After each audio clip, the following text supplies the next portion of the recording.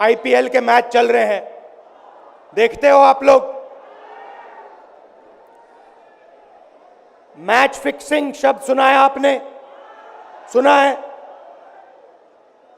जब बेईमानी से एम्पायर पर दबाव डालकर प्लेयर को खरीदकर कैप्टन को डराकर मैच जीता जाता है। क्रिकेट में उसको मैच फिक्सिंग कहा जाता है। हमारे सामने लोकसभा का चुनाव है। अंपायर किसने चुने? नरेंद्र मोदी ने। हमारी टीम में से मैच शुरू होने से पहले 2 खिलाड़ियों को अरेस्ट करके अंदर कर दिया। तो भाइयों और बहनों, ये जो चुनाव हो रहा है, नरेंद्र मोदी जी इस चुनाव में मैच फिक्सिंग करने की कोशिश कर रहे हैं। ये जो उनका 400 सीट का नारा है, ये बिना ईवीएम के, बिना मैच फिक्सिंग के, बिना सोशल मीडिया और प्रेस पर दबाव डालकर खरीदकर ये 180 पार नहीं होने जा रहा है। सब मिलाकर आप देखिए, कांग्रेस पार्टी विपक्ष की सबसे बड़ी पार्टी है। हमारे सारे के सारे बैंक अकाउंट बंद कर दिए गए हैं। चुनाव के बीच में देश की सबसे बड़ी ऑपोजिशन की पार्टी के सारे अकाउंट बंद कर दिए। हमें कैंपेन चलाना है, हमें लोगों को प्रदेशों में भेजना है, पोस्टर लगवाने हैं। सारा का सारा जो हमारे रिसोर्सेज हैं, बैंक अकाउंट बंद कर दिए गए। तो ये कैसा चुनाव हो रहा है? नेताओं को धमकाया जाता है,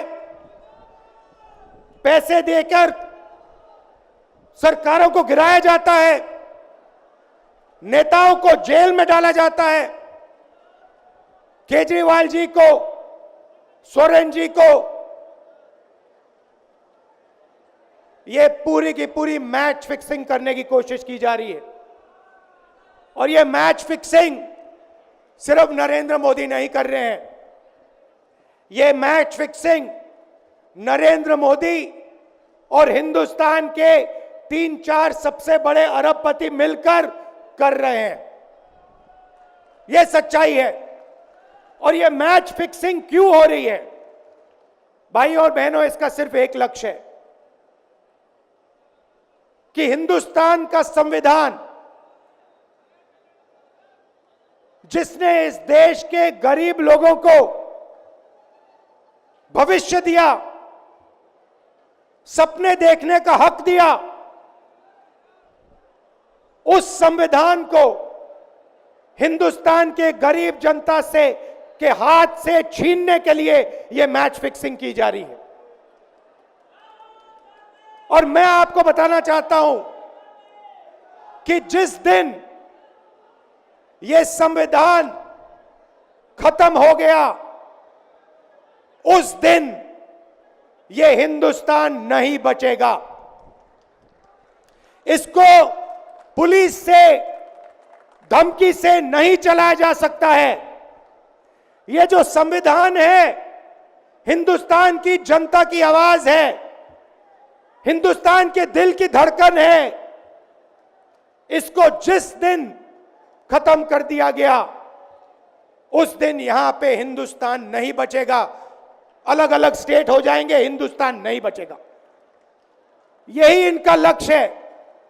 ये सोचते हैं कि संविधान के बिना धमकाकर, डराकर police, CBI, ED, income tax department के साथ देश चलाया जा सकता है।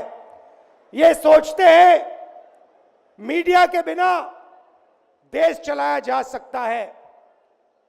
आप मीडिया को खरीद सकते हो, आप मीडिया को दबा सकते हो, आप मीडिया के रिपोर्टर्स का मुंह बंद कर सकते हो, मगर आप हिंदुस्तान की आवाज को नहीं दबा सकते हो। इस आवाज को कोई नहीं दबा सकता। दुनिया में कोई ताकत नहीं है जो इस आवाज को दबा सकती है।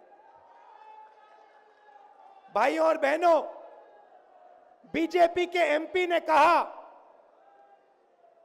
कि जैसे ही हम चुनाव जीतेंगे, मैच फिक्स करके 400 सीटें जीतेंगे, वैसे ही हम संविधान को बदल देंगे, संविधान को रद्द कर देंगे। ये ऐसे ही नहीं बोला गया, ये टेस्ट करने के लिए, आइडिया टेस्ट करने के लिए बीजेपी के एमपी ने बोला है। ये लड़ाई संविधान को बचाने की लड़ाई है। जैसे अखिलेश जी ने कहा, संविधान चला जाएगा, गरीबों के हक चले जाएंगे, आरक्षण चला जाएगा, और जो आपका धन है, गरीबों का धन है, किसानों का धन है, मजदूरों का धन है, वो 5-6 लोगों के हाथ में चला जाएगा। नोटबंदी की, जीएसटी लागू किया। मुझे बताइए, जीएसटी से, नोटबंदी से किस गरीब व्यक्ति को फायदा हुआ? किस छोटे दुकानदार को फायदा हुआ? किस किसान को फायदा हुआ? किस बेरोजगार युवा को फायदा हुआ? किसी को नहीं। 40 साल से सबसे ज्यादा बेरोजगारी हिंदुस्तान में आज है। 1% लोगों के पास हिंदुस्तान का पूरा धन, 22 लोग हैं। जितना धन उतने उनके हाथ में है, उतना ही धन 70 करोड़ लोगों के हाथ में है। ये संविधान को क्यों मिटाना चाहते हैं? क्योंकि आपका धन जो है आपसे छीनना चाहते हैं। मैंने जाति जनगणना की बात की, किसानों के एमएसपी की बात की, युवाओं को रोजगार देने की बात की। यही देश के सामने सबसे बड़े मुद्दे हैं। मगर एक बात याद रखिए, अगर आप लोगों ने पूरे दम से वोट नहीं दिया तो इनकी मैच फिक्सिंग कामयाब हो जाएगी। वीके न्यूज, राष्ट्र के नाम।